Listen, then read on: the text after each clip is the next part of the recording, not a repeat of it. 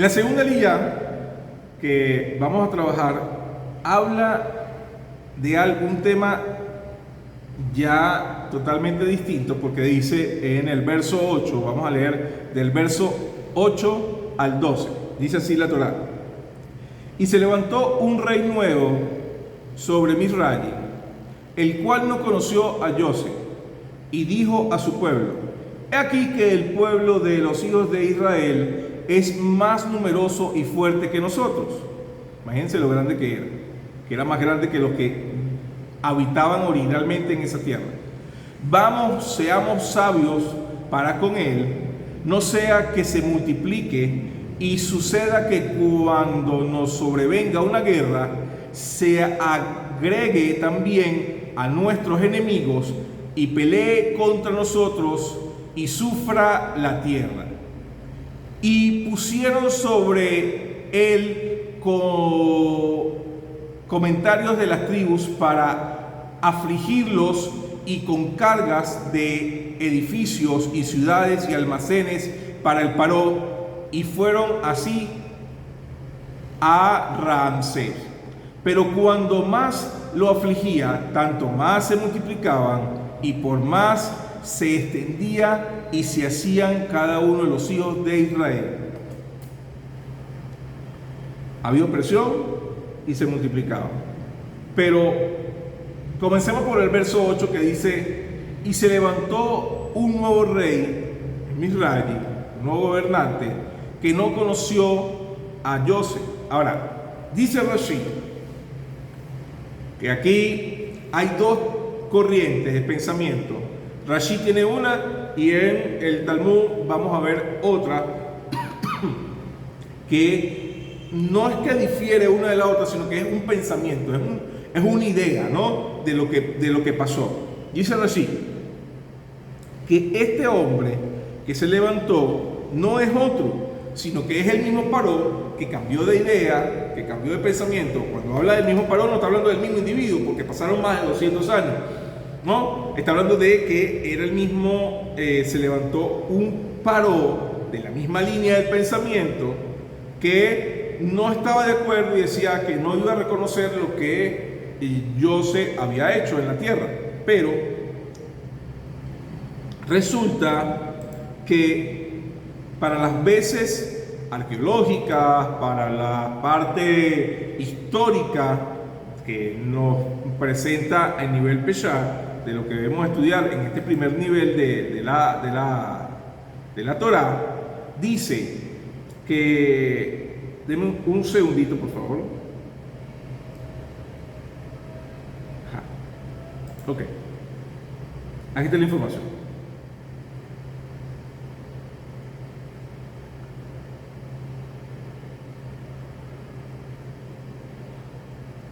Habían dos reinos, habían varias tendencias de reino para la época cuando José vivía. Y había la dinastía de, perdón si lo pronuncio mal, Asmosep I, en la dinastía número 18. La historia dice que se identifica con un rey, el rey de Rosé, era una dinastía, y luego vino como una guerra interna, un golpe de entre ellos, y se impusieron los Hicsos. Estos Hicsos de la dinastía de Misraim estuvo parcialmente gobernada por los Hicsos, un pueblo de origen semita, como los hebreos. Ahora, luego se levantó otro gobierno, también de Misraim, pero con una dinastía diferente, que tenían otras costumbres, que tenían otras creencias. Fíjense que los Hicsos eran semitas, creían en un solo Dios, es decir, creían en Hashem. Creían que había un solo Dios, creían que había una sola fuerza que gobernaba todo el universo, y que esa fuerza que gobernaba todo el universo era que dirigía a la humanidad, ¿sí? Eso eran los Hicsos. Por eso es que vemos en la narrativa de los paró, de los faraón, que habla Abraham, que habla José, que tenían un pensamiento o una conducta diferente al paró que vamos a conocer ahora con Mosé, porque este paró que conocemos con Mosé, tiene una creencia distinta, tiene un pensamiento de un panteón de dioses, que son los que maneja los Mosé primero, que tienen una costumbre de idolatría, cosa que no tenían los Hyksos, creían en un solo Dios. Ahora, ¿por qué todo esto importa? Porque Rashi nos dice, hubo una disputa entre el Rash Shaul, que dijo, ¿realmente fue uno nuevo o fue otro? Los secretos fueron revelados para explicar lo siguiente. Sí, fue otro, pero fue otro que fue basado en el pensamiento de un descendiente de quien conoció a José, quien tenía envidia de lo que José había hecho en la tierra con su antepasado, porque él era considerado la máxima autoridad. Es decir, de los Hyksos, del rey que conoció, del paró que conoció a José, hubo un descendiente de él que no estaba de acuerdo con que José fuera mencionado como alguien importante porque era de otra tierra, y que era como que nosotros somos la élite, nosotros somos lo mejor de lo mejor, y va a venir una persona de otro pueblo que nos va a venir a salvar. ¿Qué es eso? ¿Y qué pasó con mi antepasado, con el paró de esa época que dejó, que no fue lo suficientemente inteligente para poder gobernar, sino que le dejó el gobierno a este hombre? Ese fue el problema interno que hubo, según la historia, según lo que dicen los arqueólogos sobre el cambio de transición, que pega con lo que dice la Torá. Se levantó un paró que no conoció a José, y este paró no le importaba nada de lo que había hecho José, y al contrario de lo que le importaba lo que había hecho José, dijo, esto se puede multiplicar y volver a tumbar, y ahora tumbar nuestro reinado y volver a establecer el reinado de los semitas. Porque imagínate tú que se levante un representante de la casa de ese paró que sí conoció a José y que diga, mira, yo quiero volver a establecer en la tierra de Misraim el que hay un solo Dios. ¿Qué iban a hacer los hebreos? En el pensamiento de paró, se iban a poner en contra de ese paró que está llegando, que no reconoce que hay un solo Dios, sino que Él es Dios en sí mismo, y que todos los demás también tienen que adorarle a Él, y que hay una cantidad de dioses adicionales que lo ayudan a Él a gobernar, y que no necesita ningún otro ser humano, porque Él se comunica con los dioses, porque Él también es un Dios. Ese es el pensamiento del paró nuevo.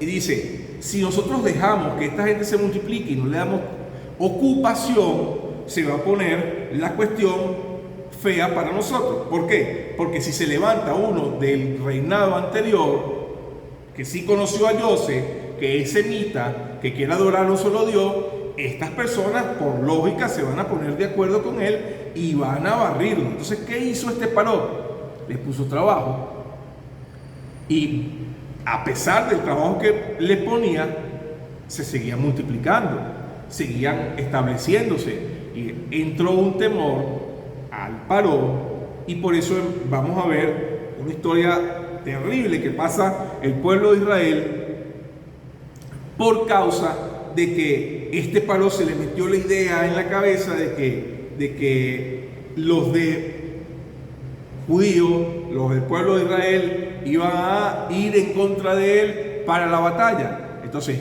¿qué hizo él? El que pega primero, pega dos veces. Ese es un dicho popular. Entonces él pegó adelante.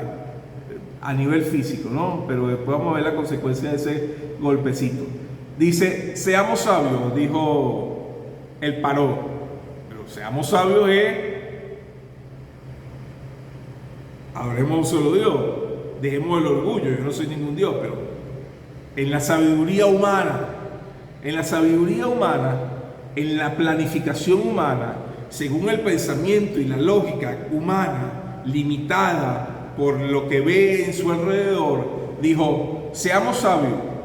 ¿Para qué?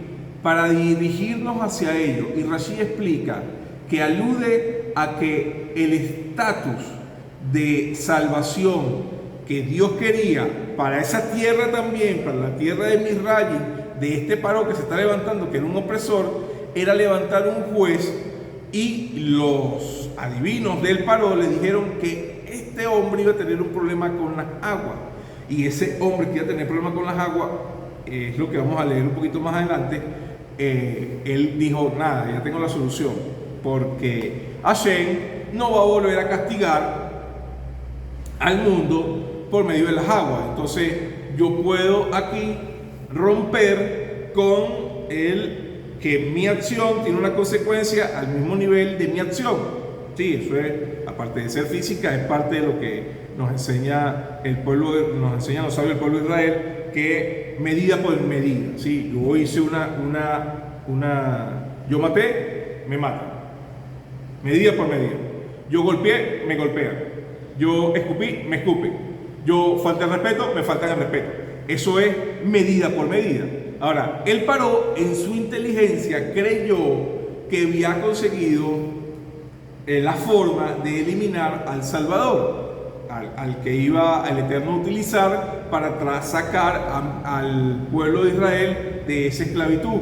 ¿Cómo? Vamos a matar a todos los niños, en el agua, y se acabó el problema. Si va a venir alguien que el Eterno va a utilizar para traer salvación a este pueblo que son mis esclavos, que es mi materia prima, que son ahora las personas que trabajan para mí de gratis, entonces yo lo destruyo a todo eso, todas las posibilidades, y se acabó el problema. Al destruir todas las posibilidades se acabó el problema, pero resulta que él, tratando de destruir a todas las posibilidades, se seguía multiplicando y se seguían haciendo cada vez más fuertes. Entonces, ¿cómo hacía el paró para poder, sin que se levantara el pueblo de golpe, sin que se levantara este pueblo que era mayor en número que ellos mismos, que eran los habitantes originales de esa tierra, porque dice que eran mayores en número que los habitantes de ellos mismos, dijeron, vamos a ponerle trabajo? Pero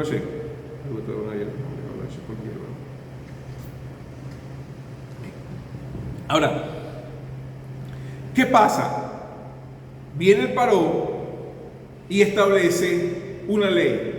Y dice el Midrash que el paró alzó un bloque en su mano y dijo, construyamos una ciudad hermosa para todos, de igual posición para todos los que estamos habitando en esta tierra. Y los necesito. Para poder construir esta gran nación, yo necesito de su mano de obra.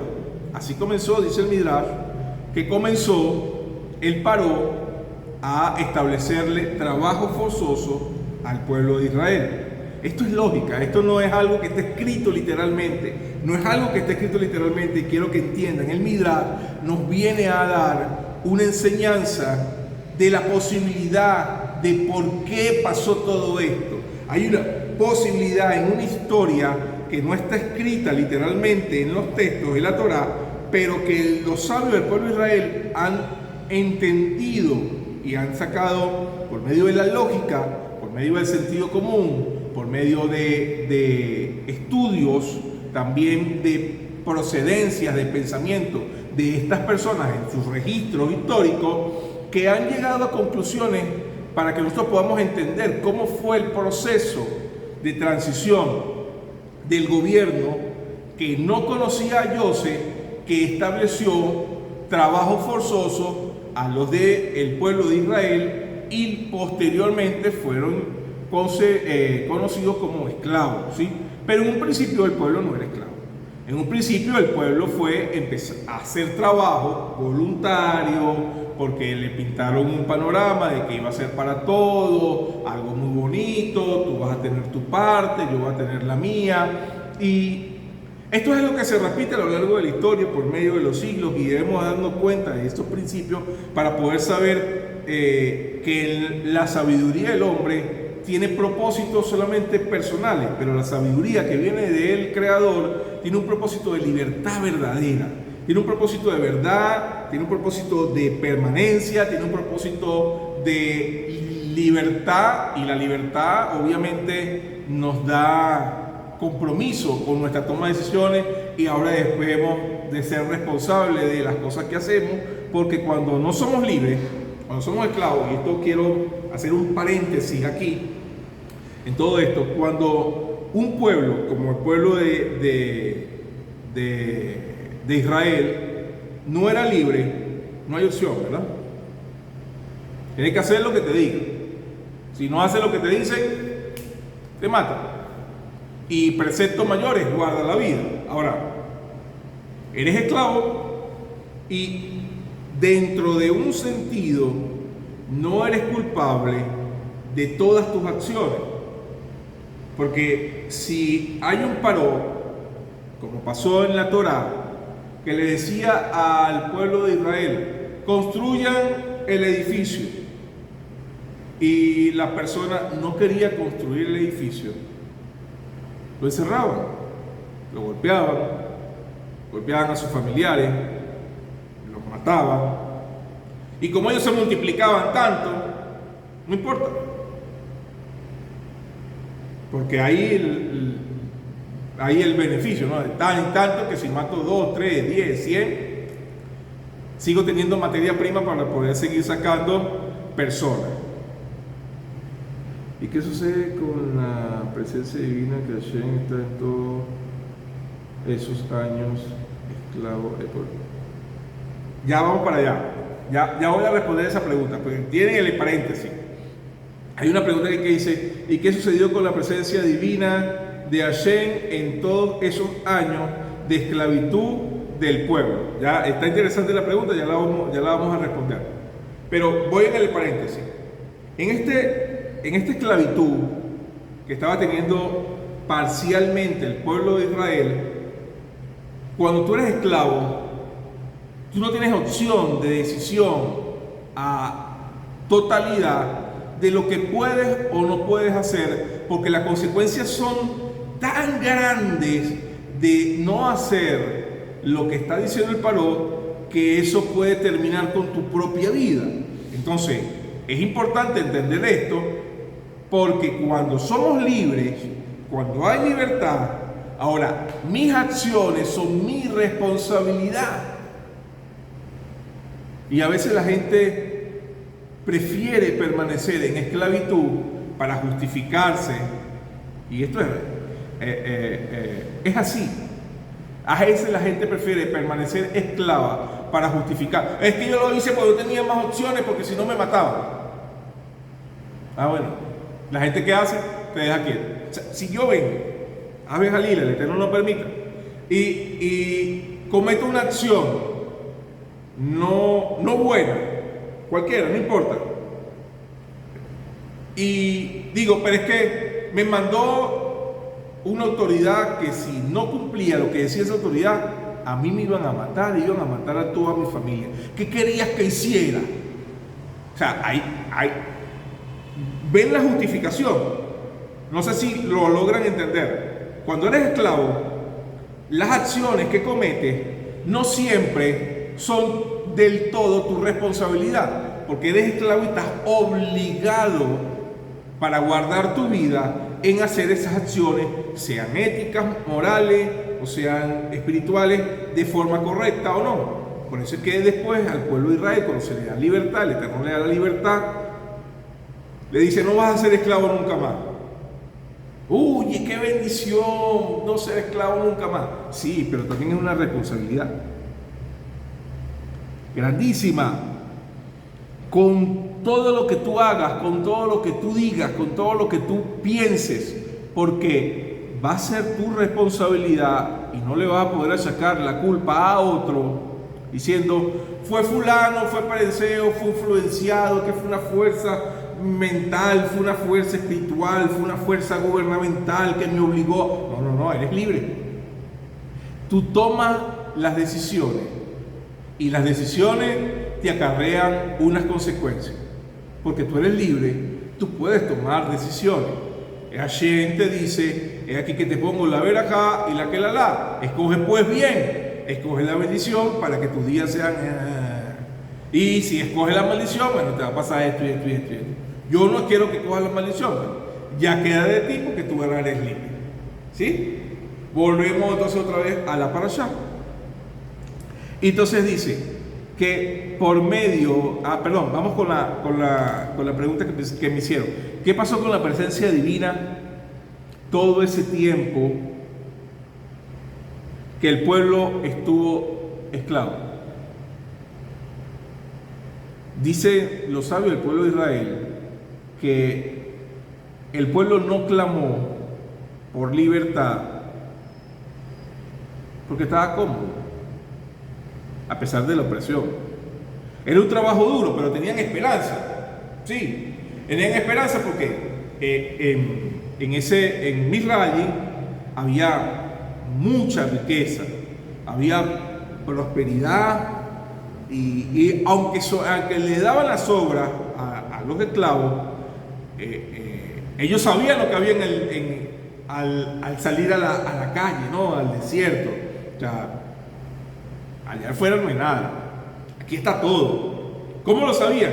Por las historias narradas de sus antepasados. Mira, mi papá, ¿dónde vivió Abraham?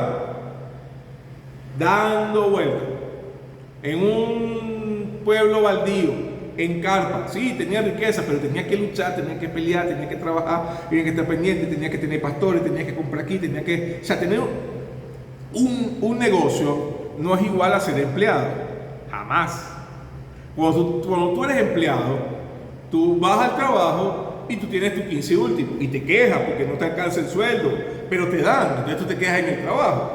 Eso es una metáfora, no es que ser empleado de una empresa es ser esclavo, no, pero es una metáfora de lo que trato de decir con el pueblo de Israel. El pueblo de Israel era un empleado que no tenía que, yo no sé cómo se multiplican las vacas, ni los corderitos, ni nada de eso. Yo sé que cada cierto tiempo el patrón me da esto y yo hago este trabajo y el trabajo es fuerte, el trabajo es cansón. Entonces no clamaron al Eterno, sino hasta cuando ya la cosa se puso fuerte. ¿Cuándo se puso fuerte? En la próxima liyá, cuando leemos que el Paró le dijo a las parteras que mataran a los hijos varones que fueran a nacer. Y al ver toda esta situación de que ya no es que no me pagan bien, no me remuneran, me obligan a hacer trabajo forzoso, soy espía de mis propios hermanos, ya no es nada más todo eso, que es tolerable hasta cierto punto, porque si tengo la opción de sobrevivir a toda esta situación de problema, no clamaron al Eterno con la fuerza, a como cuando ya no había más opción sino la muerte. Cuando entonces para el pueblo de Israel no se vio sino que vas a morir y morir y morir, sin importar que trabajes, que no trabajes, lo que hagas, te vamos a matar a ti, vamos a matar a todos tus hijos. Entonces el pueblo clamó. Y la presencia divina, cuando el pueblo clamó, se reveló. Por eso es que hablamos en la liyá anterior sobre cuándo la presencia divina se va a revelar en tu vida. Cuando tú verdaderamente entiendas que no depende de ti, no es tu fuerza, no es lo que tú decides lo que va a hacer un cambio en tu vida, porque lo has intentado y lo has intentado y lo has intentado y no lo has logrado, y y eso te va a cansar, te va a vencer tarde o temprano, hasta el punto de la muerte. Cuando llega a ese límite, que no es el deber ser, pero muchas veces la humanidad es así, no acepta hacer la voluntad de Dios, sino hasta cuando ya se encuentra en el límite. Le pasó al pueblo de Israel, que hasta el límite fue que clamó al Creador y ahí se reveló. ¿Dónde está la presencia divina? Ahí, estaba allí con ellos, en Misraim, esperando que voy a hacer. ¿Qué dice el Midrash de Rabbi Nachman de Breslev? La presencia divina, la Shekinah, estaba en un palacio y solamente podía salir y revelarse cuando otra persona ocupara su lugar. Entonces yo debo ocupar el lugar de, entre comillas, la Shekinah, de quedarme tranquilo. Además, oye, la presencia, yo no consigo la presencia de Dios en mi vida, no se revela, yo tengo que esforzarme porque si no trabajo, no como, porque esto, porque aquello, porque sí, es verdad, pero yo debo esforzarme, yo debo trabajar, yo debo constantemente poner de mi parte mi granito de arena, mi aporte para que las cosas funcionen, pero no dependen de mí. No depende de mí si yo estoy vivo mañana. No depende de mí si yo estoy vivo dentro de un minuto. ¿Cuánta gente tiene poder, autoridad, tiene riqueza, tiene doctores, y desearía un minuto más de vida? Y no lo tiene. No lo tiene, se le acabó la vida. Y sin importar qué tanto se esfuerce, no depende de él. Entonces hay muchísimas cosas como esta que no dependen de nosotros. Pero nosotros no queremos soltarlas y nos desesperamos y estamos ahí luchando y queremos hacer y hacer y hacer y no descansamos en la voluntad del Creador para nuestras vidas. Pero cuando entonces yo descanso, voy a ver cómo se revela la presencia. No se revela la presencia de Dios en la vida de una persona cuando no confía y no descansa. Qué difícil es quedarnos quietos. Qué difícil es decir, esto no está en mis manos, Hashem tiene el control de todas las cosas, Hashem tiene el control de mi vida, Hashem tiene el control del mundo y que sea su voluntad. Oye, pero la voluntad de Dios a veces es oculta para nosotros. Es porque lo revelado para los hombres es su palabra y hay muchas cosas ocultas que son los procesos de cómo se va a manifestar esa palabra en nosotros, en nuestra vida.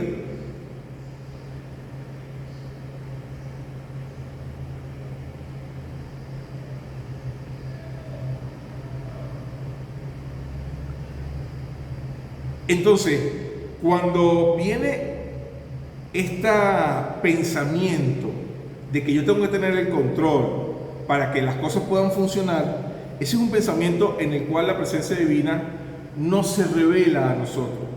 La presencia divina se revela a nosotros cuando nosotros podemos tener confianza, bitajón en el Creador y decir, esto se me salió de las manos y el Eterno va a hacer su voluntad, si trabaje yo o no trabaje yo. ¿Sí? Gracias. Hay unos comentarios que no entendí, pasaron muy rápido y no entendí, pero está diciéndome la plataforma que los live fueron eliminados. No sé. Tengan en cuenta algo.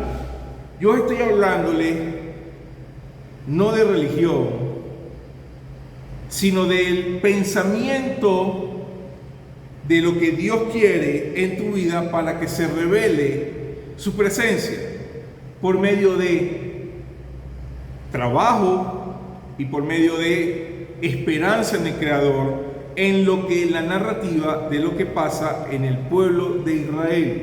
No tiene nada que ver con que si esto es falso o es verdadero. Hashem te bendiga. Si tú crees que es falso, salte del like, así, y tienes paz, tienes shalom en tu vida. Si algo te parece que no es correcto, que algo es falso, ¿para qué lo ves? ¿verdad? No, es algo como de lógica. Ahora,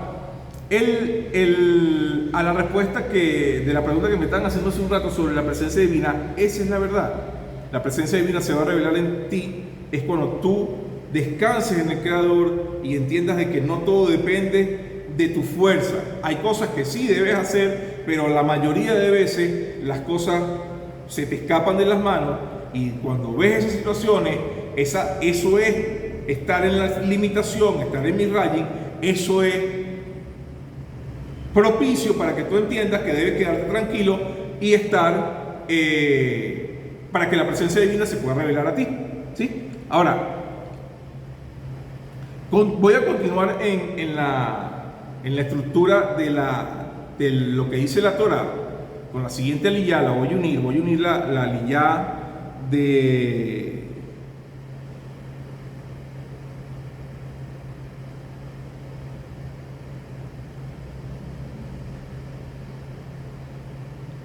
¿quién está hablando de eso?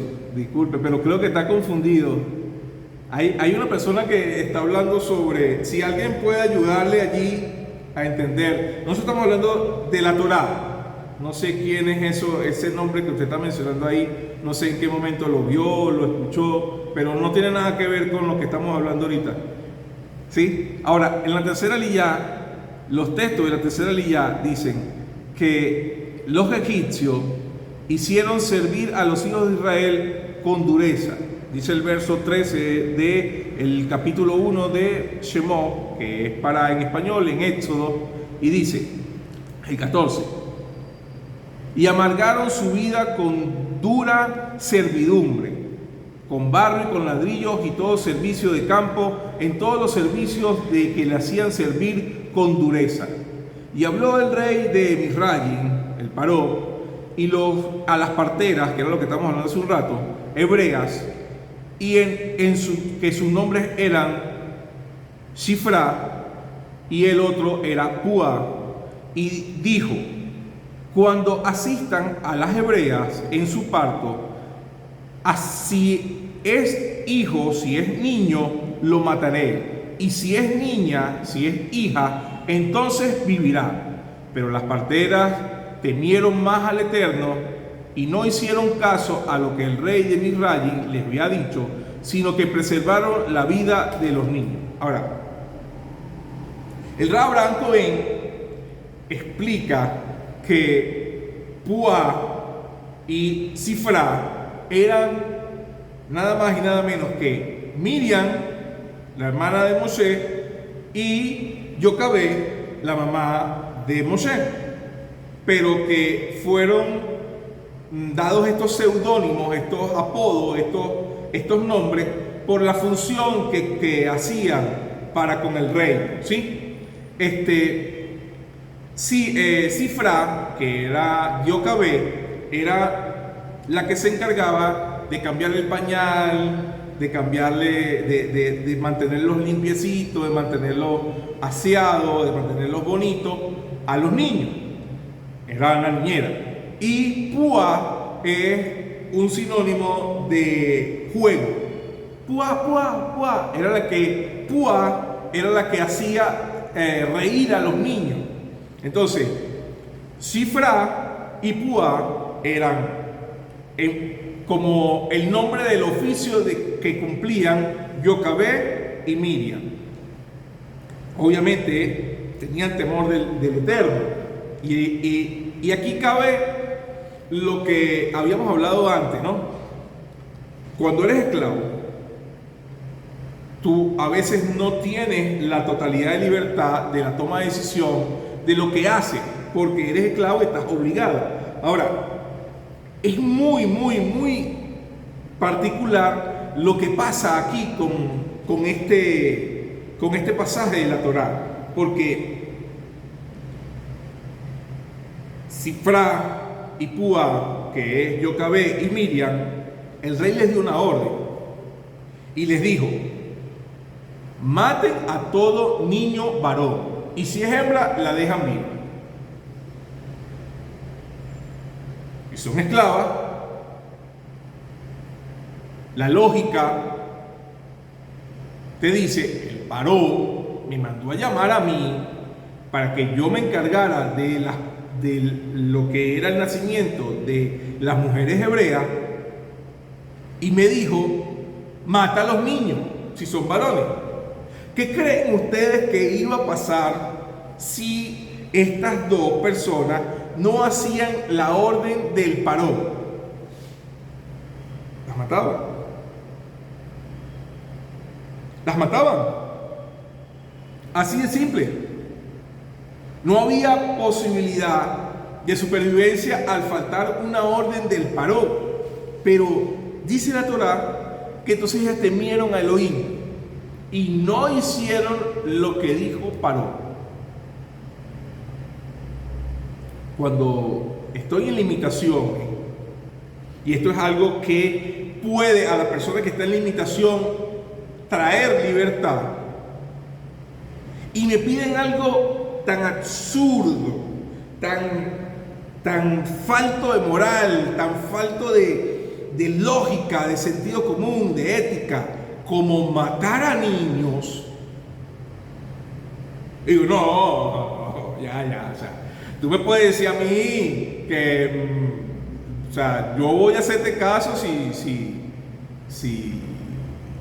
me mandas a golpear a alguien. Voy a dar un ejemplo.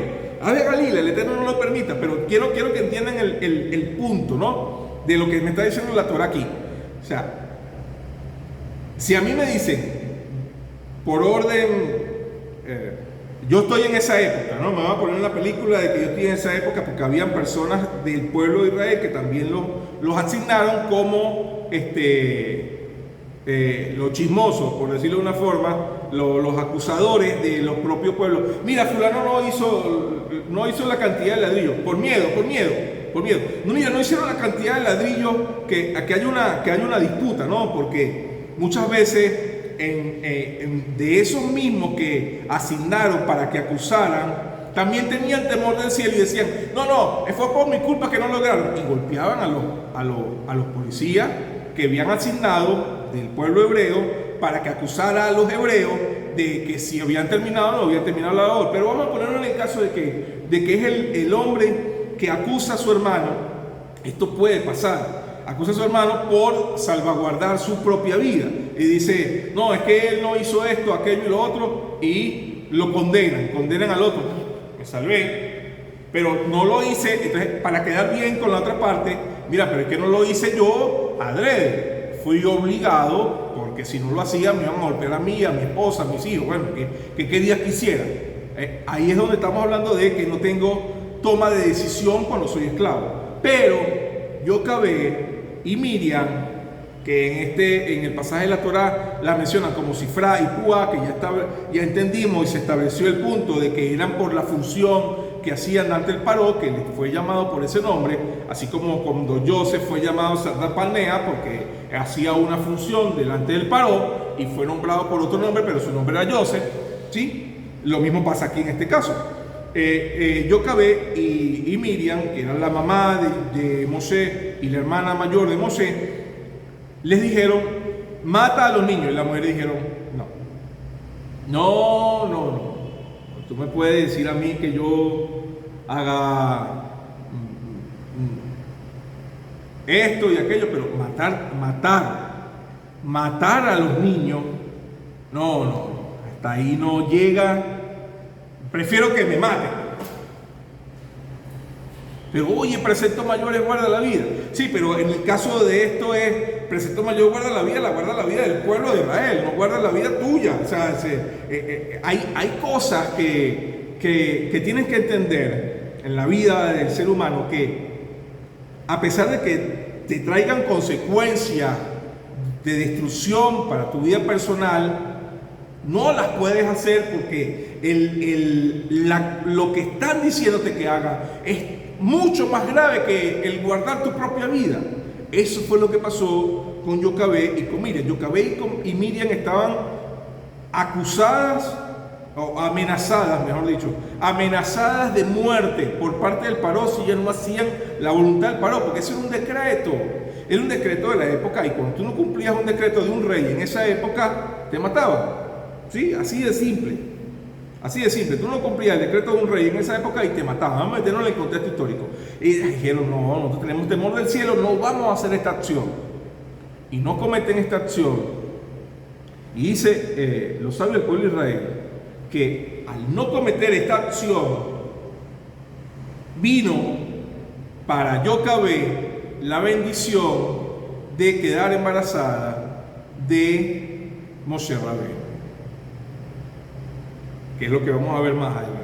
Ahora, antes de eso, dice el Midrash que Amram, el esposo de Jocabed, que era un hombre, un sadí, que era un hombre justo, era el nieto de Leví, era un hombre elevado, un hombre de conciencia, de principio, era el juez de entre ellos. Cada vez que tenían un problema acudían a Amram para poder tener consejo de cómo actuar, qué debemos hacer, qué no debemos hacer. Amram dijo, dice el Midrash, Amram dijo, bueno, debido al decreto que está diciendo el Paró de que nos van a matar a los hijos varones cuando nazcan, que los hombres se separen de sus esposas y ya no tengan más hijos.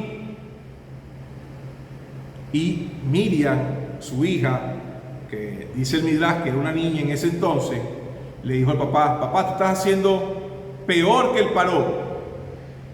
¿Y cómo es esto? Le dijo Amram a Miriam, ¿cómo que yo estoy haciendo peor que el Paró? Sí, porque el Paró está dando por lo menos la posibilidad de que si nace hembra, viva. Pero tú estás diciendo que ni siquiera haya la posibilidad de que haya hembra y varón, porque estás diciéndole a los hombres que no se unan a sus esposas y no haya la posibilidad de tener hijos. Entonces tú estás haciendo peor que el Paró. Amram rectifica en su acción, dice el Midrash, rectifica en su acción, y entonces él entra en copulación con su esposa Jocabed y nace Moshe Rabbeinu. Esto es algo increíble. Fíjense que en medio de la oscuridad, la posibilidad de perder mi vida, la posibilidad de perder mi propia vida, no fue suficiente para detenerme, para hacer la voluntad del Creador. Hizo que naciera de esas personas, nada más y nada menos que Moshe Rabbeinu.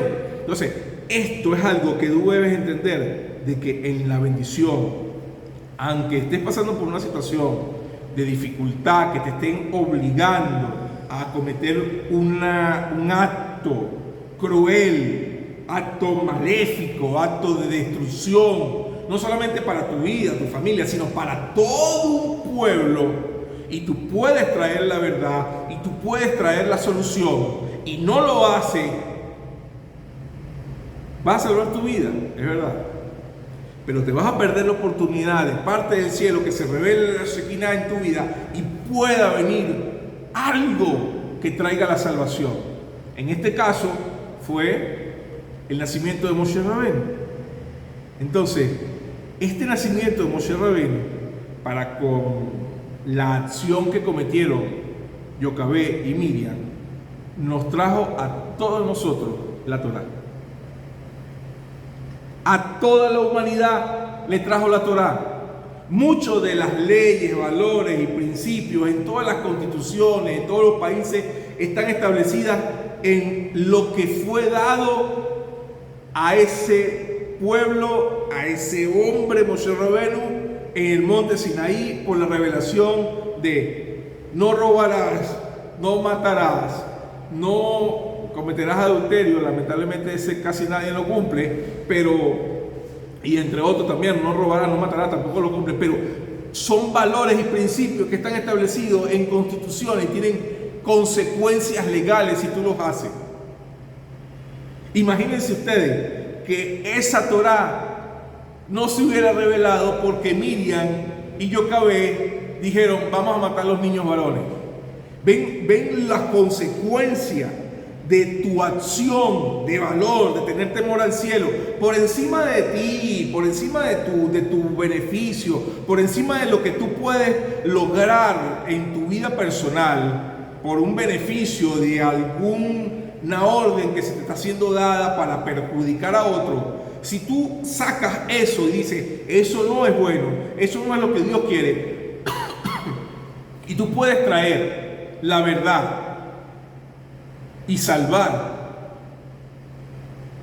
eso te va a hacer acreedor, porque ya es algo que está establecido por medio de la palabra. Te va a hacer acreedor de una bendición que va a traspasar generaciones, que quizá va a establecer nuevos principios para la humanidad. Qué importante es lo que hizo Yocabé y Miriam, y por eso es que no hay actos grandes o pequeños, sino personas grandes y pequeñas, porque una persona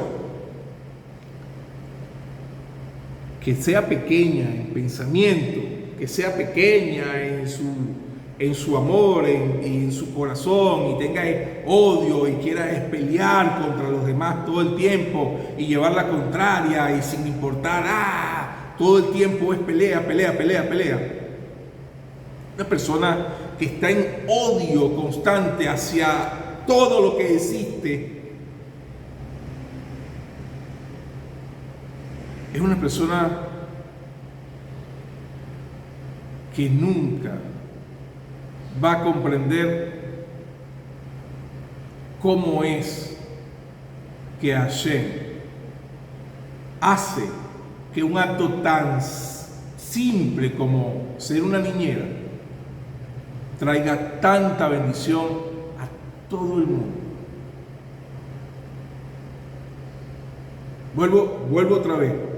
No existen personas grandes, no existen actos grandes y actos pequeños. Existen personas grandes y personas pequeñas. Yocabé y Miriam, con este trabajo tan insignificante como ser niñeras, esta acción tan pequeña, fueron capaces de ayudar en la instrucción de Moshe Rabbeinu en sus primeros años de vida, porque voy a resumir la parashá para terminar el live. Yocabé da a luz, voy a ir un poquito adelante y después me devuelvo.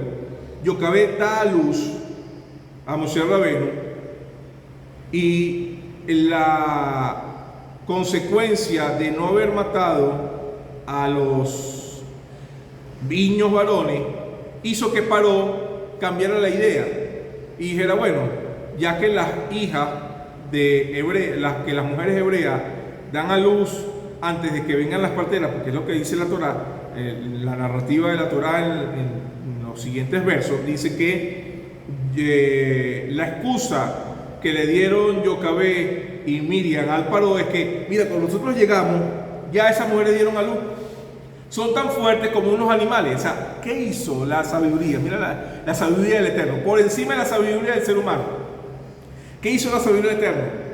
Cuando una persona es orgullosa, cuando una persona es prepotente, cuando una persona es altiva, si tú te pones a discutir con él de su igual, y esa persona tiene autoridad y tú no, tiene poder y tú no, tienes la de perder.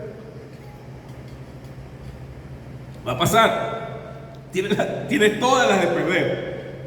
Porque tú no tienes la misma autoridad, físicamente hablando, que el Paró. El Paró y Miriam era uno un esclavo y el otro el rey de toda una nación, de la potencia mundial de esa época. Ponerse al igual Yocabé y decirle, no lo vamos a matar porque Dios, nosotros tenemos más a Dios, eso era absurdo. Eso era absurdo. ¿Qué dice entonces la Torá en relación a eso? Que vino Yocabé y le dijo, no, Paró, lo que pasa es que cuando nosotros vamos a las mujeres hebreas, ya ellas dieron a luz. Y como ya ellas dieron a luz, ¿qué podemos hacer? ¿Sabes? Y no vamos a matar, lo que hacemos, los matamos allí delante de todos. No, porque él quería guardar las apariencias, porque es que esto es algo que se tiene que entender. En esa transición de esclavitud de 200 años que pasó de que yo no conozco a José y no conozco nada de eso, y yo no conozco a Seloín. Pasaron años. Fue un gobierno largo que se estableció de ese Paró de Misraim, que tuvo sucesión con después con el que con Moshe discute de adulto.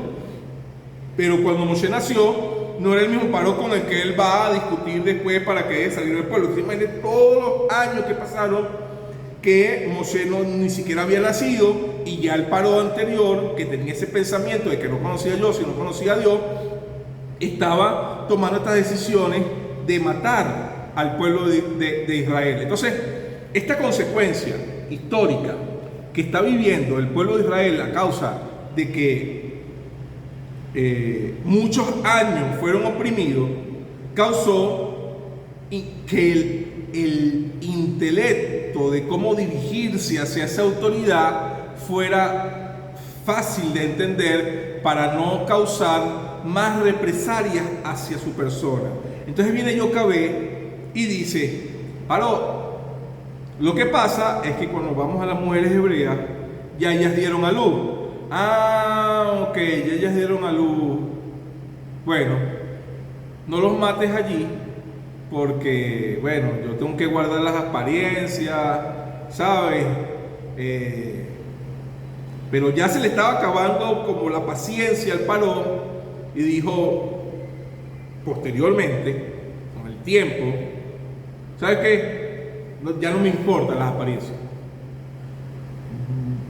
Yo estoy desesperado porque los astros, los astrólogos, los adivinos me están diciendo que viene quien va a liberar al pueblo, y yo no voy a dejarlo libre.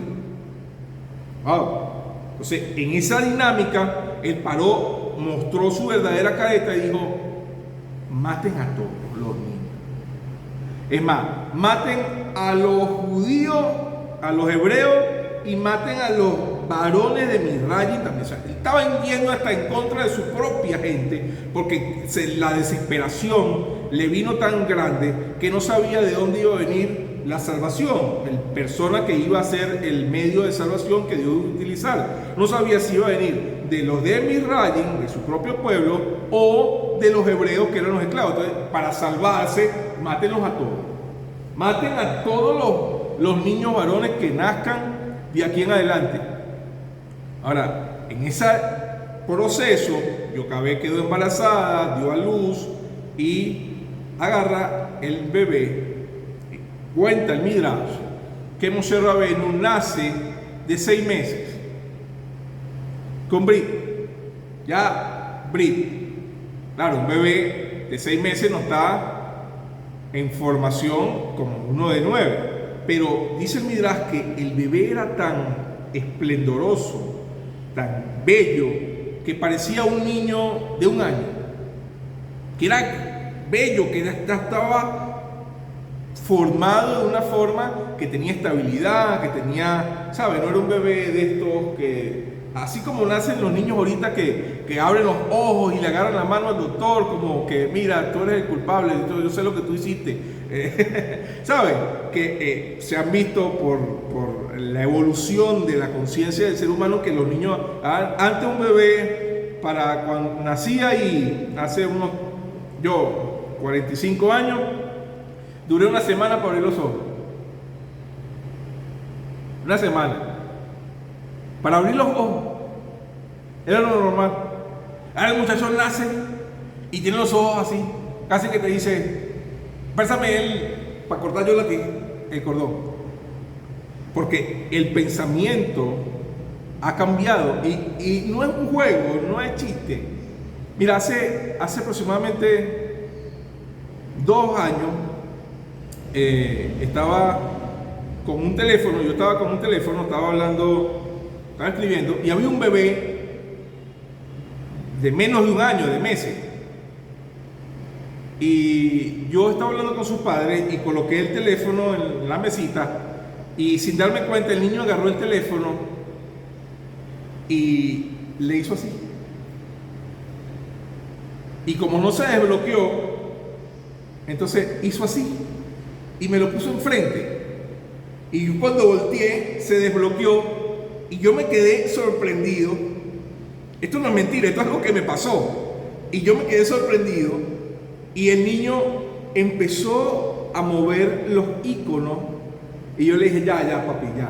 Y le quito el teléfono y yo dije, qué increíble.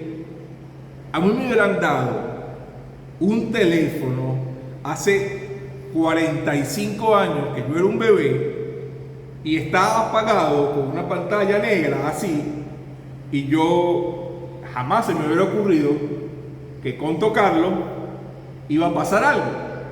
Yo hubiera buscado la forma de golpearlo, porque era, ¿sabes? Era lo que se había desarrollado en la época. Ahora, Moshe Rabenu, dice el Midrash, que estaba completo, que era un niño firme, que era un niño estable, que era un niño que no lloraba, que era un niño como que entendía lo que estaba pasando a su alrededor, y así fue escondido durante 3 meses, dice el Midrash, porque el Paró mandaba a matar a los niños, pero entonces no los mataba con la mujer embarazada porque no sabía si era hembra o era varón. ¿Qué hacía? Esperaba que naciera el niño, y si veía que era varón, entonces lo mataban, y si era hembra, la dejaba de vivir. Pero entonces, como Yocabé estaba embarazada y ya todos los acusadores sabían que esta mujer estaba embarazada, tenían un conteo, un registro, esta tiene tantos meses, esta tiene tantos meses.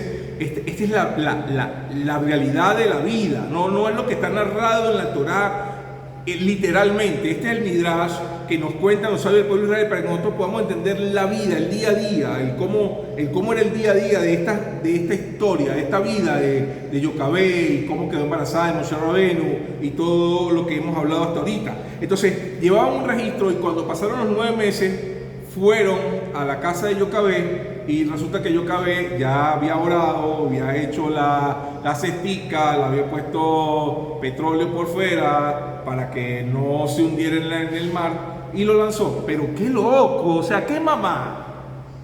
O sea, tú estás leyendo la Torá y tú dices, no, es una historia, eso es mentira, eso no es verdad. Porque qué mamá va a agarrar a su bebé, no importa si tiene hasta 1 año, y lo va a meter en una cesta y lo va a lanzar en un río y va a decir que sea la voluntad de Dios. Pero no tiene lógica. ¿Qué es lo que lleva a Yocabé a tomar esta decisión? El hecho de que cuando él nació, y es por eso que el Midrash tiene lugar, es por eso que el Midrash, la narrativa del Midrash tiene lugar, el hecho de que el Midrash tenga lugar es que cuando Yocabé vio que Moshe nace y lo vio, era la partera, ella veía nacer todos los niños, o sea, sabía cómo era un bebé recién nacido, y el ver que su bebé recién nacido era muy diferente a los demás, dijo, cabe la posibilidad de que este sea el que Dios va a usar para traer libertad, salvación a este pueblo. Se quedó callado. No anunció su nacimiento, no celebró su nacimiento. Ni nombre le había puesto. ¿Quién le pone nombre a Moshe Rabenu? La hermana de la hija del Paró. Esa es la que le pone el nombre a Moshe Rabenu. ¿Y por qué le puso Moshe? Le pone Moshe porque fue sacado de las aguas. Este hombre que fue sacado de las aguas, Moshe, que en ese entonces era un bebé, lo toma de un río. ¿Y qué decía el pronóstico de los astrólogos del Paró? Que el que iba a traer salvación al pueblo para traerle libertad, iba a tener problemas con el agua. Jamás se imaginó que iba a ser salvado por las aguas, no que iba a tener problemas con las aguas. Entonces viene la hija de Paró y saca a Moshe y le pone como nombre Moshe, Y el niño ahí llora, porque entendió que ya no estaba entre su pueblo. Y cuando llora, sale la hermanita Miriam y le dice a la hija del faraón: ¿quiere que te busque una nodriza hebrea? Y allí entonces es, en sus primeros años de vida, criado en el palacio, pero amamantado por Yocabé y enseñado por Yocabé con cánticos, y Miriam con cánticos de alabanza al Creador. Y así fue como Moshe tuvo sus primeros años de vida dentro del reinado con el faraón, pero con la crianza de su propia madre y de su hermana. Esto nos lo narra el Midrash para que nosotros podamos entender cómo el día a día de nosotros está controlado por el Creador, a pesar de que nosotros creamos que no. Nosotros podemos creer que las situaciones que estás viviendo, y cerramos el live del día de hoy en la Parashá Shemot, nosotros podemos creer que nuestra vida, porque está pasando por situaciones difíciles, por desastres, por familiares, económicos, de trabajo, situación económica, de país, de salud, lo que sea, no importa, no tiene solución, porque ha pasado mucho tiempo. Pero los que vivimos en el tiempo somos nosotros. Hashem, que está por encima del tiempo y del espacio, sabe cuándo, cómo y qué medios usar para poderte traer la salvación. Que Hashem nos bendiga, que Hashem les dé una próspera semana, que les traiga luz, salvación, bendición, por medio de lo que está escrito en su palabra y lo que pudimos estudiar el día de hoy. Shalom, bendiciones para todos. Se les quiere. Chao, shalom.